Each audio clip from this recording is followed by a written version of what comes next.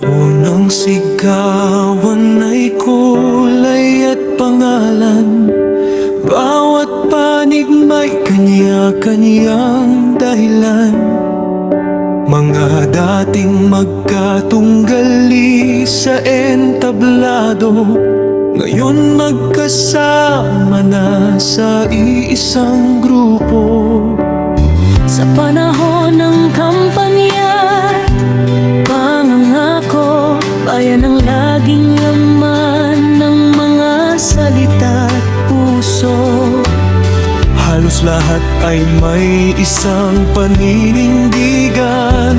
Pag-unlad daw ng bansa ang kanilang layunin. Kung iisa pala ang pangarap at mithiin, bakit nagkaroon ng bangayan at sigalot din? Kung ang bayan ang tunay na ipinaglalaban, bakit tila nalilihis ang direksyon ng daan? Hindi na sa kulay ang laban ngayon, hindi na rin sa mga pangakong panahon.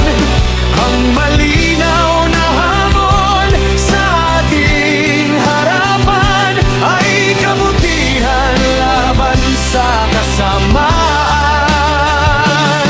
Mentras ipinagtatanggol ang tama at katuwiran, maylan naman kumakampi sa maling daan. Mentras mamamayan ang dapat unahin, sariling interes ang nangingibabaw pa rin.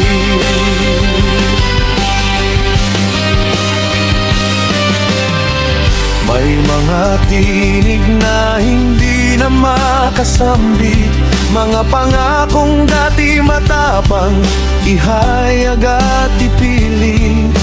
Marahil ay nabitag sa sariling kasunduan, kaya't hirap nang tumindig para sa katotohanan.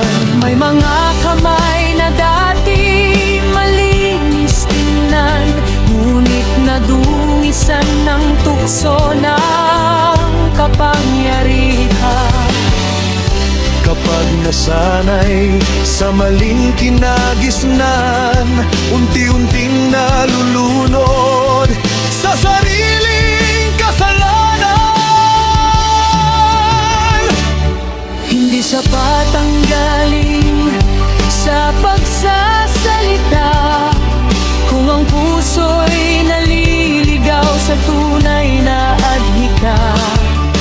Hindi sapat ang sigaw ng pagbabago, kung ang budhi bihag ng pansariling motibo. Hindi na sa kulay ang laban ngayon, hindi na rin sa mga pangakong panahon. Ang malinaw na hamon sa ating harapan ay kabutihan laban sa kasamaan. Mentras ipinagtatanggol ang tama at katuwiran, maylan naman kumakampi sa maling daan. Mentras mamamayan ang dapat unahin, sariling interes ang nangingibabaw pa rin.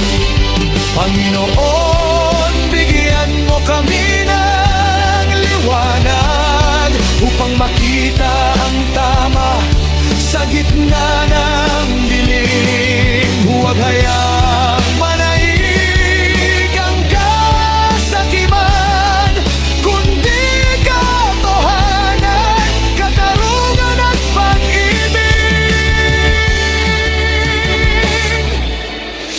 Hindi tao ang kalaban sa labanang ito, kundi Hindi ang maling gawa at bulag na prinsipyo. Sa iyo kami aasa at mananalig na ang kabutihan ay muling mananaig.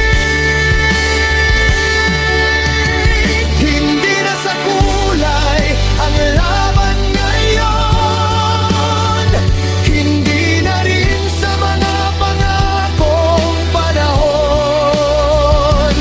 Ang punay na lamon sa ating harapan ay kabutihan laban sa kasamaan. Mientras mamamayan ang dapat laging unahin, hindi kapangyarihan o pansariling hangarin. At sa bawat pusong may dangal na taglay, katotohanan at hustisya ang magtatagumpay. Hindi na sa kulay ang laban ngayon, kundi sa pagpili ng tama sa bawat pagkakataon. Kapag kabutihan ang ating sandigan, May pag-asa pa rin ang ating bayan.